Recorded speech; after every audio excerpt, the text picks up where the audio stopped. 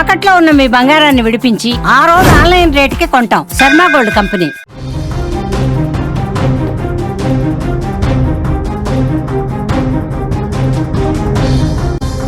పాకిస్తాన్ లో తీవ్ర సంక్షోభం నెలకొంది. పాకిస్తాన్ ఆర్మీపై సొంత దేశ ప్రజలే తిరుగుబాటు ఎగురవేశారు.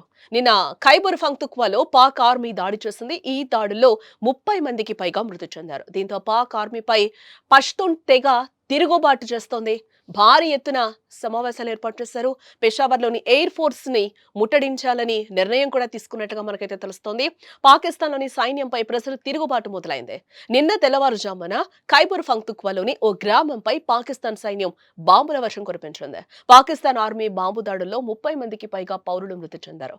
ఈ ఘటనతో ఖైబర్ పఖ్తూన్ఖ్వాలో ప్రజలు అట్టుడికిపోతున్నారు. దీంతో పాకిస్తాన్ ఆర్మీపై స్థానికులు తిరుగుబాటు చేయడానికి ప్రణాళికలు సిద్ధం చేసుకున్నట్లుగా కూడా సమాచారం అందుతోంది.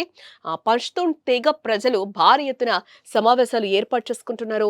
త్వరలోనే పాకిస్తాన్ సైన్యంపై తిరుగుబాటు చేయనున్నట్లుగా కూడా తెలుస్తోంది. అటు పెషావర్లోని ఎయిర్ ఫోర్స్ స్టేషన్ ను ముట్టడించాలని నిర్ణయం తీసుకున్నట్లుగా కూడా మనకైతే సమాచారం అందుతోంది. నిన్న ఖైబర్ పఖ్తూన్ఖ్వా ప్రావిన్స్ లోని తిరాహ్ లోయ ప్రాంతంలో పాక్ సైన్యం బాంబుల వర్షం కురిపించింది. దీంతో బాధితులు పాక్ సైన్యం ప్రభుత్వంపై దుమ్మెత్తిపోస్తున్నారు. తమ ఇళ్లపై బాంబుల వర్షం కురిపించడంపై తీవ్ర ఆగ్రహాన్ని అయితే వ్యక్తం చేస్తున్నారు. తమ బిడ్డలు ఏమైనా ఉగ్రవాదులా అని పాక్ సైన్యాన్ని నిలదీస్తున్నారు. మరోపక్క ఇదే విషయంపై provincial assembly speaker Babar Saleem Swati కూడా దాడిపై ఎక్స్ లో స్పందించారు. జెట్ విమానాల దాడుల వల్ల పౌరులు చనిపోయారు, ఇళ్లు ధ్వంసమయ్యాయి. ఇది దేశ భవిష్యత్తుపై ప్రతికూల ప్రభావం చూపుతుందని అన్నారు.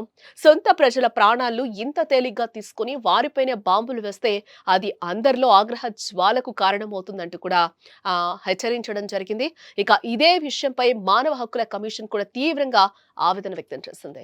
పిల్లలు, పౌరులు చనిపోవడం దుర్మార్గమని పేర్కొంది.